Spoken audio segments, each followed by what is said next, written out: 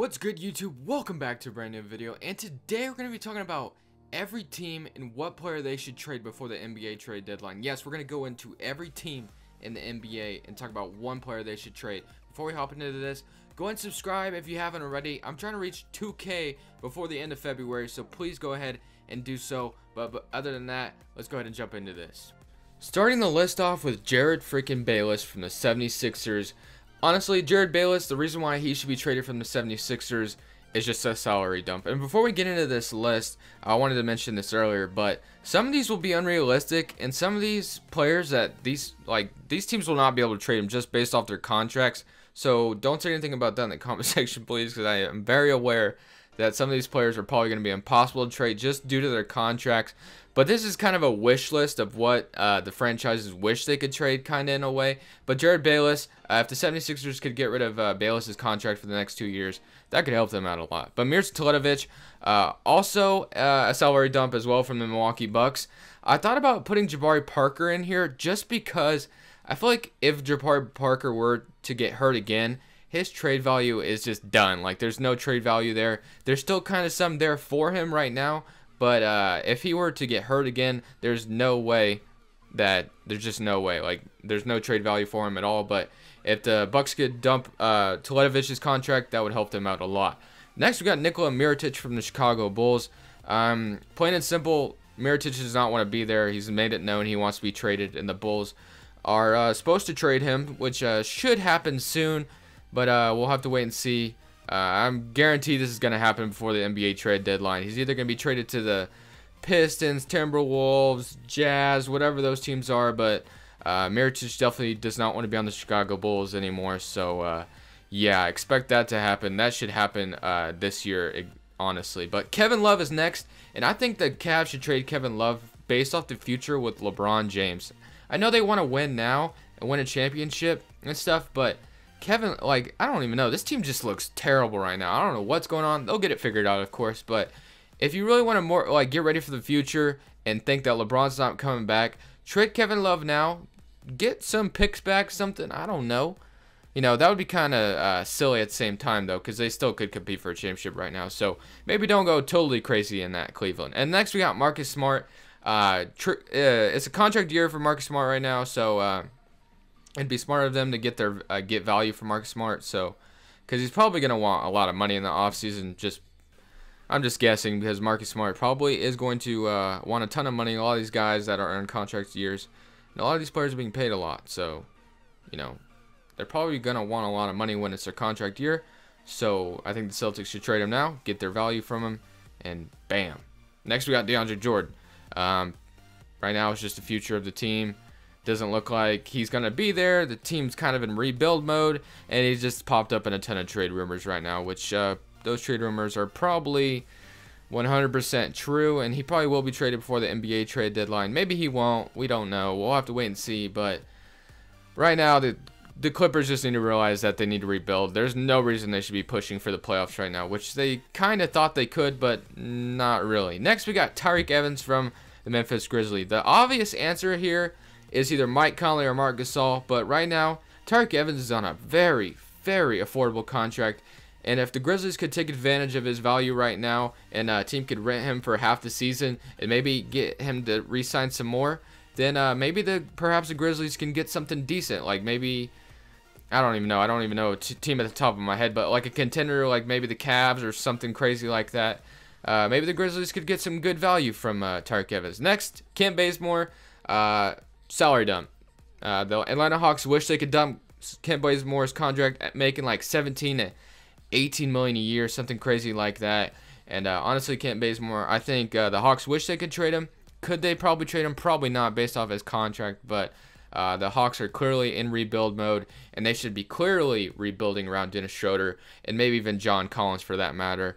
But too bad the Hawks really have Kent Bazemore on a contract like that. Next, we got Justice Winslow.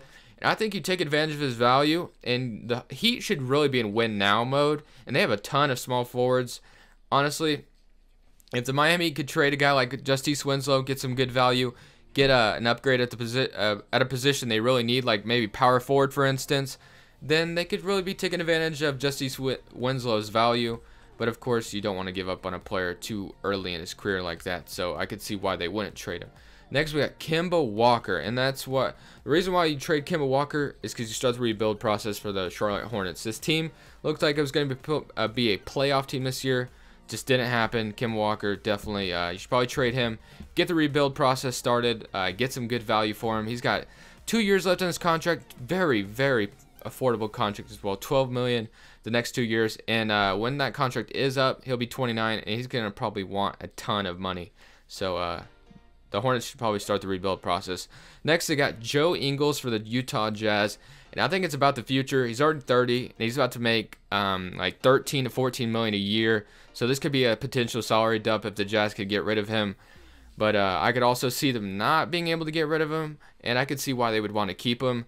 You could also say Derek Favors, which I didn't think about before recording this video, because he's been popped up in enormous rumors. But honestly, Joe Ingles wouldn't be a bad idea to trade him as well, because they kind of re-signed him to try to convince Gordon Hayward to stay, and that didn't really work out.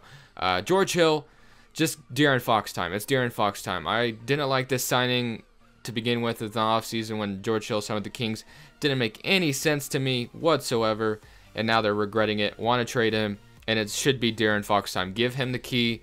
Let De'Aaron Fox do what he wants this year for the rest of the season and see what he does. So they need to get rid of George Hill, which they should be, but we'll have to wait and see.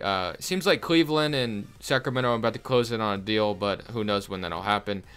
This guy is going to be impossible to trade, but the Knicks should try to get rid of Joakim Noah. Maybe trade Frank Ntilikina and attach Joakim Noah in the trade as well. I don't know. I don't think any team in the entire NBA wants Joakim Noah. Just because, like, this, he's just overpaid like crazy, and he's just not very good nowadays. He used to be good when he was the Chicago Bulls, but just not anymore. So unfortunately for Joakim Noah, the Knicks should be trying to get rid of him. Next, we got Julius Randle for the Los Angeles Lakers. This one's pretty obvious. This could be more forward minutes for Kuzma, Brandon Ingram, Larry Nance, and also Julius Randle is on a contract year, probably going to be requesting a lot of money in the offseason. So if they could trade Julius Randle right now for something decent, like maybe a pick or something crazy, like, or not crazy, but something like that. I tend to say something crazy. I don't know why, but if they could trade him, take advantage of his value now, they probably don't want to re-sign him and give him a bunch of money. Next, we got Bismack Biyombo for the Orlando Magic. Honestly, this could be another potential salary dump. The Magic are just French. They're just a team in the NBA that just really no one knows when this team will be good. They haven't been good for a very long time, since Dwight Howard days. Who knows when they'll get back to stardom or when that'll happen, but Bismack Biyombo could be a potential start of the rebuild or the salary dump. They're already kind of in rebuild mode, so I don't know why I was going to say rebuild process, but yeah, they should probably trade Bismack if they can. Next, we got Wesley Matthews. Dallas Mavericks are clearly in rebuild mode right now, and after this year, Wesley Matthews has an $18 million player option. You know dang well Wesley Matthews is going to accept that, because no team probably in the NBA is going to give him more than that. Just because he's kind of up there in age, well, potentially a team would give him something up there that in money, but I think the Mavericks do not need to be paying Wesley Matthews $18 million right now, because they just can't really afford it at this point. But next we got Timofey Mozgov, another salary dump here. The Nets, you know, they have a lot of salary now because they took on a lot of people's contracts, like Alan Crabb's contract, DeMar Carroll. So if they could dump Timofey Mozgov somehow, probably going to be impossible. Like I said, a lot of these guys are going to be impossible to trade. This is just players that the franchises should trade, but they probably can't at this point. But Timofey Mozgov wouldn't be a bad idea to trade away if a team is silly enough to take on him. I don't know why the Lakers ever gave him $17 million to begin with. Next, we got Wilson Chandler, another salary dump. He has a $12.8 million player option, up there in age. He's 30, probably going to be 31 soon. And the Nuggets could, use that money elsewhere. So if they could trade Wilson Chandler potentially to a contender, then they could be saving some money there.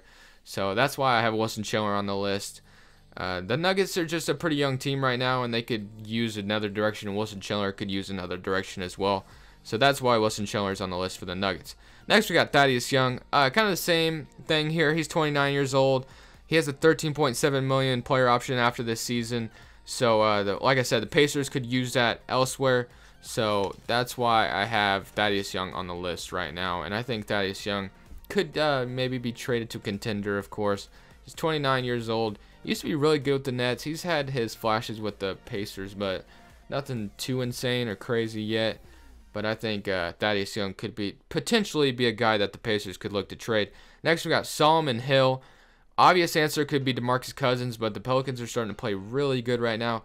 And of course, you would want to trade Solomon Hill because of his salary. His salary is absolutely atrocious. I think he's making like 13 to 14 million over the next 2 to 3 years. So unfortunately for the Pelicans, just you're stuck with Solomon Hill. There's probably no way any team's going to want to take him. So sorry, New Orleans, you're going to have to probably keep the dude, but I tried to help you out here in the video. That's the guy you guys should look into be traded. But next, we got Reggie Jackson. Reggie Jackson in Detroit just hasn't really worked out very much. He's been hurt a lot lately, and they made the playoffs that one season when they were the 8th seed, and they got swept in a very competitive series against the Cleveland Cavaliers. Other than that, Reggie Jackson just hasn't really worked out in Detroit. Don't get me wrong, he's had pretty decent seasons, but mostly he just hasn't been that great for Detroit, and maybe a change of scenery could help out Reggie Jackson. Maybe like a team like the Phoenix Suns, him and Devin Booker in the backcourt could be nice, but I don't know. Jonas Valanciunas, I think you do this because the Raptors are like win now or never. Like because Kyle Lowry's up there in age, DeMar DeRozan is going to be up there in age, and maybe you trade Jonas Valanciunas and a couple picks, who knows, for Marc Gasol or something crazy like that. Like the Raptors should be in win now mode, and if they could trade Jonas Valanciunas for a better center or something better position wise, then the Raptors need to go out and do it because their two stars are pretty up there in age. So they should be in win now mode right now, in my opinion. Next, we got Ryan Anderson for the Rockets. This is clearly just a salary dump. The Rockets really regret their decision of giving this guy $20 million a year. I mean, we all saw that in the previous offseason when they were trying to get Carmelo, and just no one would take Ryan Anderson because no one wanted his contract over the next 3 years. So the Rockets definitely regretting their decision by giving Ryan Anderson $20 million a year because they could have gotten Carmelo this previous offseason. There wouldn't even been a question about it, but unfortunately, they gave Ryan Anderson that much money. Honestly, on the San Antonio Spurs, I would choose to trade no one, but if I had to, I would trade Danny Green. He has a $10 million player option. That's nothing crazy. Like, that's not too much money, but if there was one player on that team, like I looked at that team top to bottom, maybe you could debate Pau Gasol, but I think Danny Green is just the guy that you go to because Tony Parker is probably going to retire, Ginobili's probably going to retire, so why would you trade them? Next, we got Tyson Chandler, and honestly, Tyson Chandler just doesn't fit this roster. He hasn't for a while. I remember when he signed, the Phoenix Suns were close to getting LaMarcus Aldridge too, and it was going to be the new super team: Brandon Knight, Eric Bledsoe, Tyson Chandler, LaMarcus Aldridge.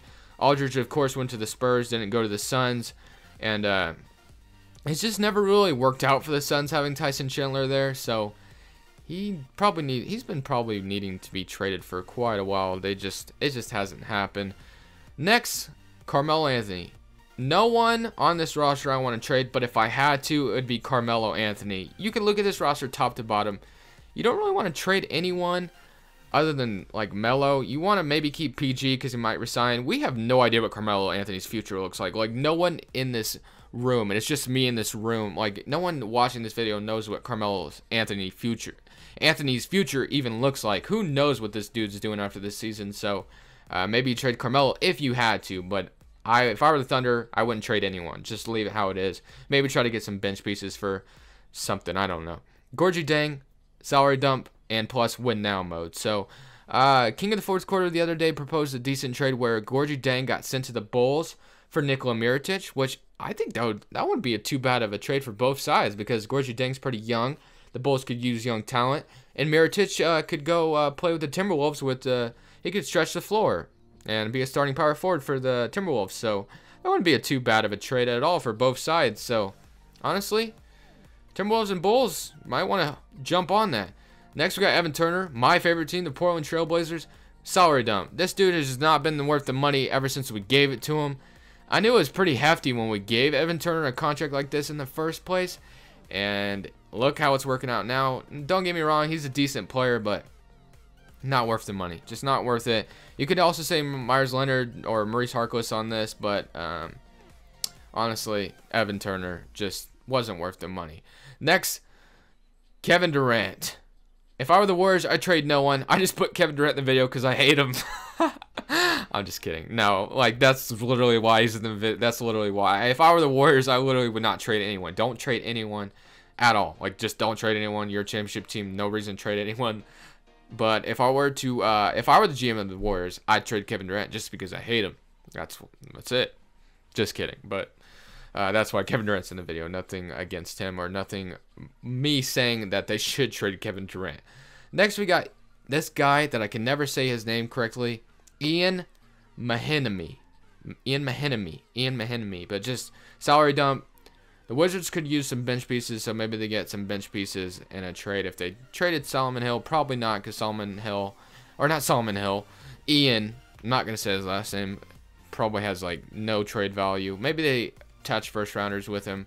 I don't know. But that's all the teams and which one player they should trade off their team. But other than that, guys, that's it for me. Smash that like button if you did enjoy, and let me know what you guys thought of my list and what players other teams should trade. But go ahead and subscribe if you haven't already. This is Crushables, and I'm saying peace.